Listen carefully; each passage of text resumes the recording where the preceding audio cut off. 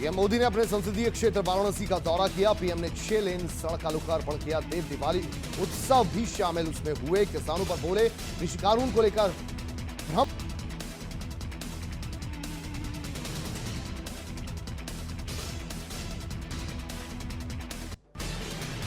Ghazipur border पर किसानों का हंगामा। दिल्ली में घुसने की कोशिश कर रहे किसानों ने गाजीपुर में दिल्ली बॉर्डर पर ट्रैक्टर से बैरिकेडिंग तोड़ने की कोशिश भी की।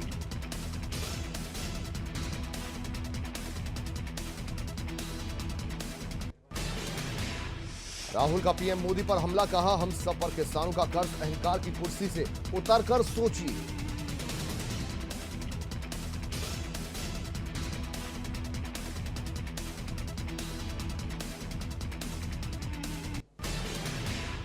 राहुल गांधी ने ट्वीट कर कहा अन्नदाता सड़कों पर मैदानों में धरना दे रहे हैं और झूठ टीवी पर भाषण। किसान की मेहनत का हम सब पर कर्ज है। ये कर्ज उन्हें न्याय और हक देकर ही उतरेगा, ना कि उन्हें दुत्कार कर, लाठियां मारकर और आंसू गैस चलाकर। जागिए।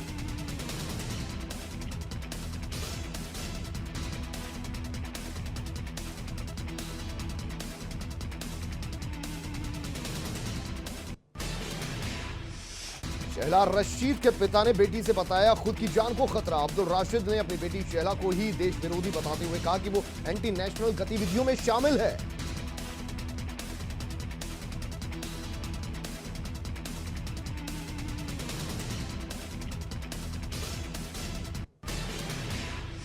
जेएनयू के पूर्व छात्र नेता शहला रशीद के पिता अब्दुल राशिद शोरा ने जम्मू कश्मीर के डीजीपी को खत लिखकर अपनी बेटी पर गंभीर आरोप लगाए। अब्दुल राशिद शोरा ने कहा कि शहला रशीद देश विरोधी गतिविधियों में शामिल है।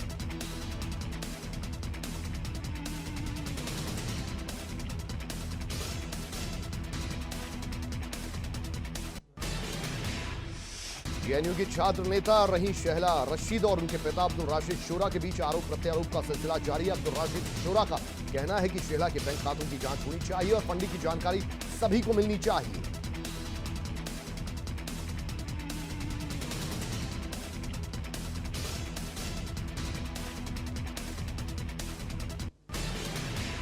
शहला ने पिता के आरोपों को बताया निराधार। पिता पर घरेलू हिंसा के भी आरोप लगाए।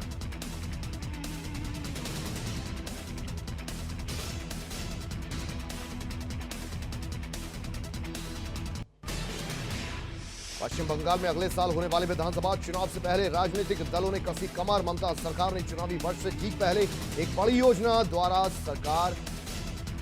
सरकार लॉन्च की है। योजना के तहत हर घर पहुंचने का मिशन।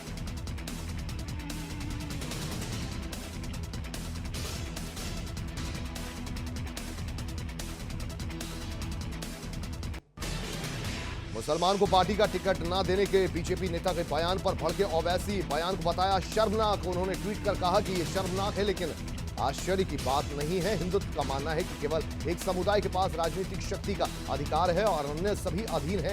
यह विचारधारा हमारे संविधान के साथ सह अस्तित्व में नहीं है, जो स्वतंत्रता, बंधुत्व, समानता और न्याय के बारे में बात करती है।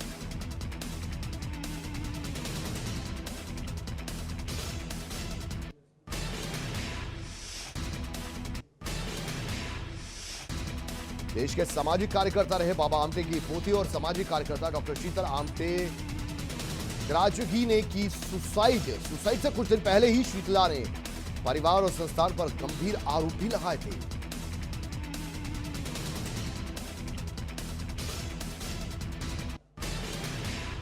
केंद्रीय स्वास्थ्य एवं परिवार कल्याण मंत्रालय ने बाजारों के लिए नई गाइडलाइंस जारी की। अब कंटेनमेंट जोन में आने वाली दुकानें बंद रहेंगी और केवल इससे बाहर की दुकानें ही खोली जा सकेंगी।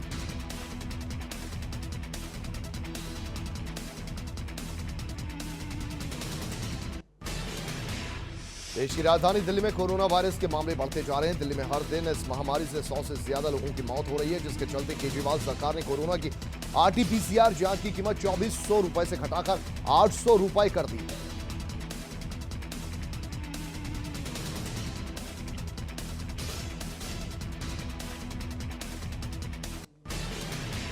किसानों का आंदोलन 6वें दिन भी जारी। दिल्ली हरियाणा की सीमा पर डटे किसान। आज केंद्रीय कृषि मंत्री बातचीत कर रहे हैं।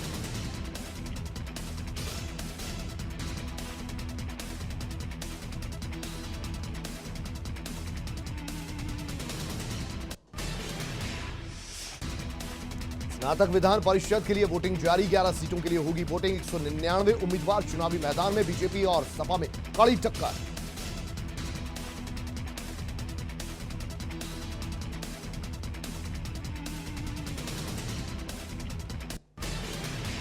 मुख्यमंत्री योगी आदित्यनाथ आज मुंबई दौरे पर। निवेश के लिए देश की आर्थिक राजधानी मुंबई में बड़े उद्योगपतियों से संपर्क कर यूपी में निवेश के लिए आमंत्रित करेंगे। इसके तहत निवेशकों, उद्यमियों और बैंकर्स के साथ बैठकों की शुरुआत भी होगी, जिसके जरिए उत्तर प्रदेश में बड़ा निजी पूंजी निवेश लाने और फिल्म सिटी परियोजना और फाइनेंस सिटी परियोजना को आगे बढ़ाने की तैयारी भी है।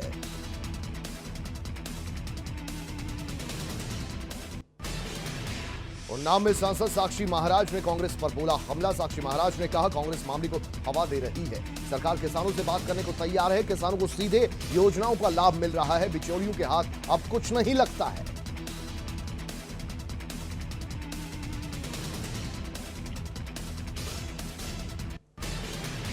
कुशीनगर में 3 दिन पहले 11 साल की मासूम बच्ची का अपहरण कर दुष्कर्म के बाद हत्या का मामला भी सामने आया। वहीं पुलिस ने मामले में खुलासा करते हुए मुख्य हत्या आरोपी समेत एक अन्य व्यक्ति को गिरफ्तार भी किया है।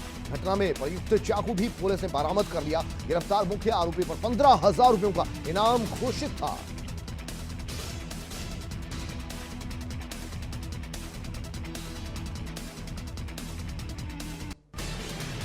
उन्नाव में व्यापारी का शव मिलने से हड़कंप। 11 दिनों से लापता था व्यापारी। हत्या कर शव नदी में फेंकने की आशंका। शव को पोस्टमार्टम के लिए भेजा गया। फतेहपुर 84 थाना क्षेत्र का यह पूरा मामला।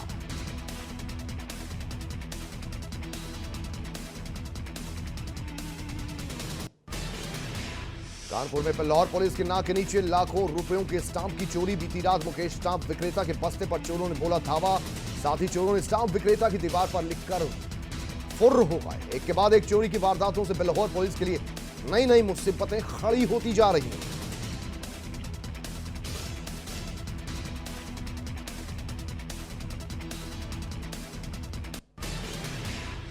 अलीगढ़ में मामूली कहासुनी को लेकर दो पक्ष आए आमने सामने। जमकर हुई मारपीट की लाइव घटना सीसीटीवी कैमरे में कैद। मौके पर पहुंची पुलिस जांच पड़ताल में जुटी। गांधी पार्क थाना इलाके के नौरंगाबाद की यह घटना।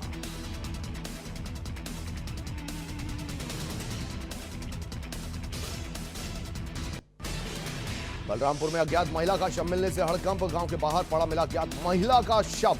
महिला की शिनाख्त करने में जुटी पुलिस। कोतवाली देहात क्षेत्र के जबदही गांव की यह घटना।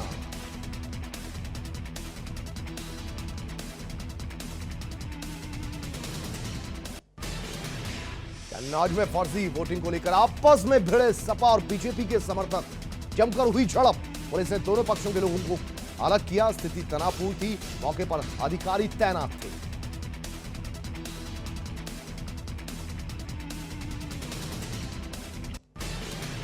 लखनऊ में बिजली विभाग के सभी खर्च के ब्यौरे वेबसाइट पर डालने के निर्देश। यूपी के ऊर्जा मंत्री ने अपर मुख्य सचिव ऊर्जा को लिखा खत। पिछले 5 सालों में हुई खरीद का ब्यौरा करना होगा अपलोड।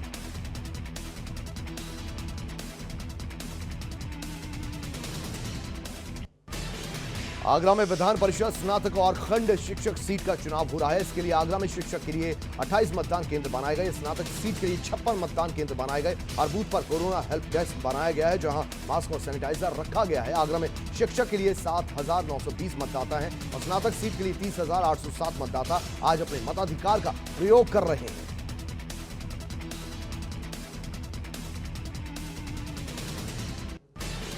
फतेहपुर में देवर भाभी ने फांसी लगाकर की खुदकुशी। फंदे पर लटके मिले देवर भाभी के शव। दोनों के बीच चल रहा था प्रेम प्रसंग। परिजनों की आपत्ति के चलते लगाई फांसी। पुलिस ने शवों को पोस्टमार्टम के लिए भेजा।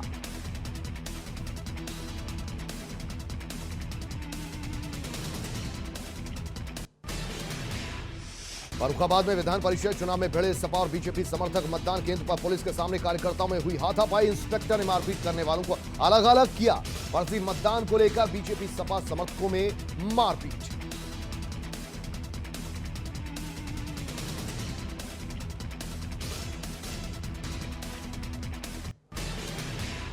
गाजियाबाद में यूपी गेट बॉर्डर पर किसानों का हंगामा। बैरिकेडिंग हटाने की कर रहे कोशिश। दिल्ली जाने की जिद पर अड़े हैं किसान।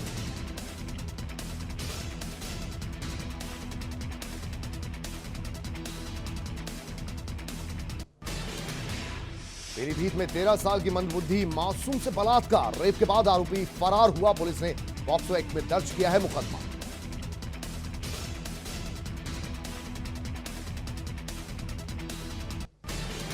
बरेली में कार बनी आग का गोला, धू धू कर जली कार सवारों ने कूदकर बचाई जान। आग लगने से रोड पर लगा लंबा जाम। भोजपुरी थाना क्षेत्र का यह पूरा मामला।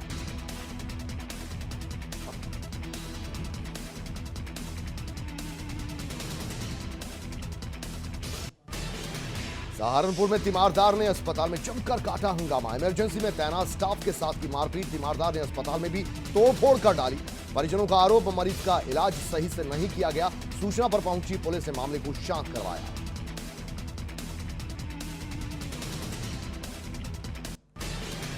मुरादाबाद के थाना मझोला क्षेत्र के गागनवाली मैनाठेर में महिला की संदिग्ध हालत में हत्या कर दी गई। पति जितेंद्र के मुताबिक घर में घुसे बदमाशों ने लूटपाट की। जब पत्नी ने इसका विरोध किया तो महिला की गला दबाकर हत्या कर दी गई। सूचना मिलने पर मौके पर पहुंची है पुलिस। मामले की तफ्तीश में जुटी है पुलिस।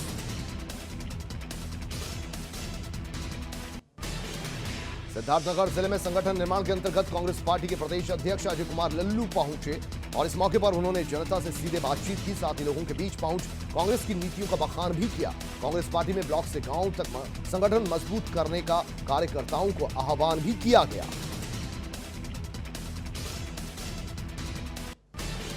बदायूं में प्राइवेट शुगर मिल में गन्ना किसानों को पिछले साल का बकाया न चुकाए जाने के साथ ही बाहर का गन्ना खरीदने के खिलाफ प्रशासन ने मामला दर्ज किया है। किसानों की शिकायत पर प्रशासन ने मिल पदाधिकारियों के खिलाफ कई धाराओं में मामला दर्ज किया।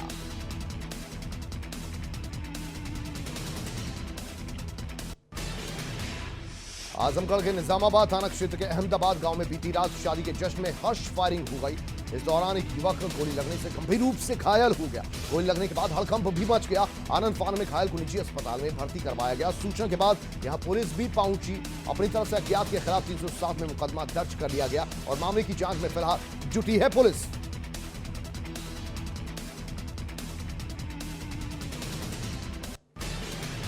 हमीरपुर के सदर कोतवाली इलाके के पुराने बेतवा घाट का मामला। आज एक सपा नेता ने खुद को गोली मारकर खुदकुशी कर ली।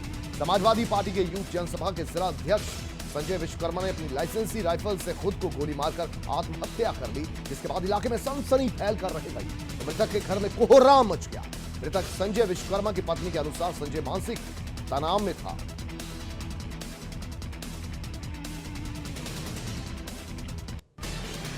गजरौला में संदिग्ध परिस्थिति में ग्राम विकास अधिकारी की मौत हो गई। वो गजरौला ब्लॉक में ग्राम विकास अधिकारी के पद पर तैनात था।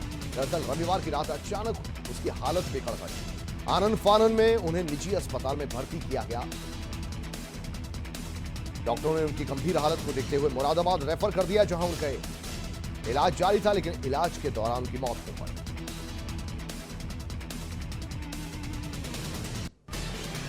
मुजफ्फरनगर में 26 नवंबर को दिन दहाड़े हुई शख्स राधेश्याम मित्तल की गोली मार का हत्या का पुलिस ने खुलासा कर दिया है, जिसमें पुलिस ने 3 हत्या आरोपियों को गिरफ्तार कर जेल भेजा है। पुलिस ने पकड़े गए आरोपियों के कब्जे से हत्या में इस्तेमाल तमंचा, कारतूस, एक मोटरसाइकिल भी बरामद की। पकड़े गए आरोपी में मृतक का चचेरा भाई भी शामिल।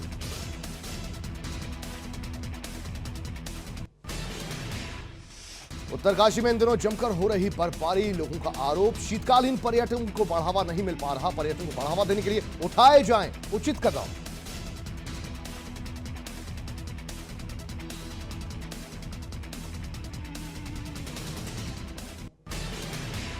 अशोक कुमार उत्तराखंड के बने नए डीजीपी अशोक कुमार ने संभाला चार्ज। डीजीपी अनुल रतूड़ी के रिटायर होने पर संभाला चार्ज।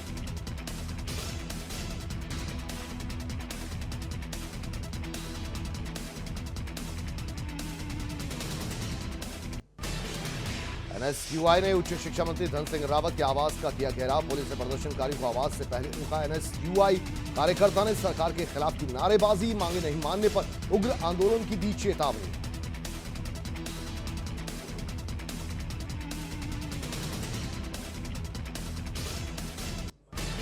कोरोना का ग्राफ तेजी से बढ़ रहा है। कोरोना पर काबू पाने के लिए एसएसपी के निर्देशन में जन जागरूकता अभियान चलाया जा रहा है, जिसके तहत कोटद्वार पुलिस ने एनसीसी कैडेट्स के साथ मिलकर मास्क पहनने की अनिवार्यता को लेकर जन जागरूकता रैली निकाली।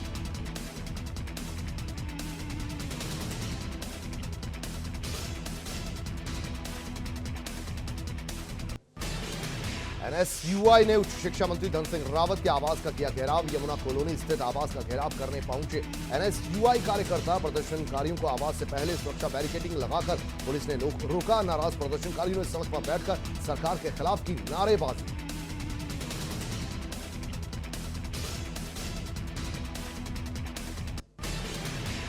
हरिद्वार में भूकंप के झटके महसूस किए गए। भूकंप के झटकों के बाद लोग अपने घरों से बाहर भी निकल आए। वहीं भूकंप को लेकर अधिकारियों का कहना है कि हालात फिलहाल नियंत्रण में हैं और किसी भी प्रकार की हानि का सामना नहीं करना पड़ा है। वहीं भूकंप के बाद लोगों में डर का माहौल देखने को मिला।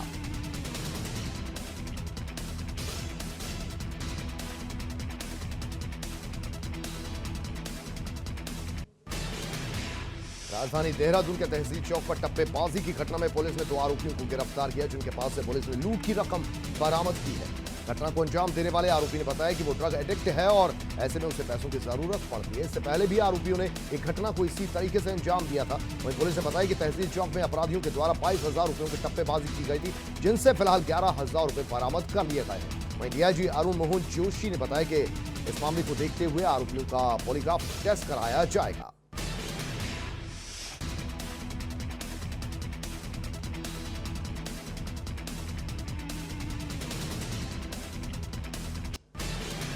– 2022 के चुनावों को लेकर जहां भाजपा की तैयारियां जोर पकड़ रही हैं, वहीं कांग्रेस आपसी खींचतान में उलझी हुई है। बीते कई दिनों से सोशल मीडिया पर भिड़ रहे पूर्व सीएम हरीश रावत और प्रदेश अध्यक्ष प्रीतम सिंह कैंप की लड़ाई और तेज हो गई है। मीडिया में छपी खबरों को हाईकमान को भेजते हुए रावत खेमे की शिकायत भी की गई है।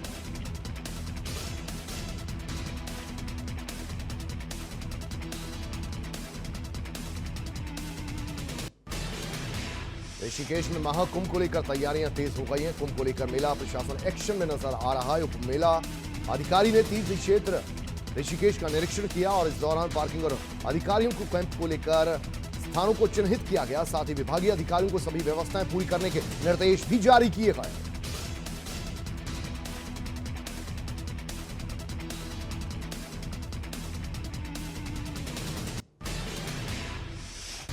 किसान आंदोलन को लेकर ऋषिकेश में भी कांग्रेसी कार्यकर्ता गुस्से में है। केंद्र सरकार की ओर से पारित कृषि बिल के विरोध में कार्यकर्ताओं ने प्रदर्शन करते हुए केंद्र सरकार के खिलाफ नारे लगाए। कहा कि वो किसानों की मांगों का समर्थन करते हैं। केंद्र सरकार पर कांग्रेसियों ने किसानों के उत्पीड़न का आरोप लगाया।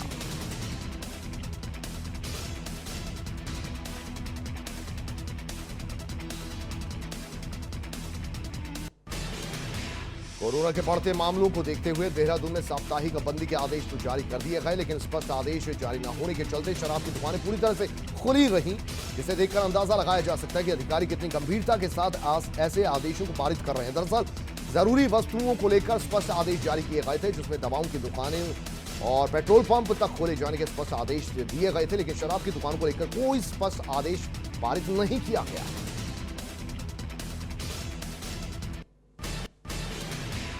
आशिकी फेम एक्टर राहुल रॉय को हुआ ब्रेन स्ट्रोक। करगिल में कर रहे थे फिल्म की शूटिंग। ज्यादा सर्दी होने से बिगड़ी तबीयत। मुंबई के नानावती अस्पताल में भर्ती है राहुल।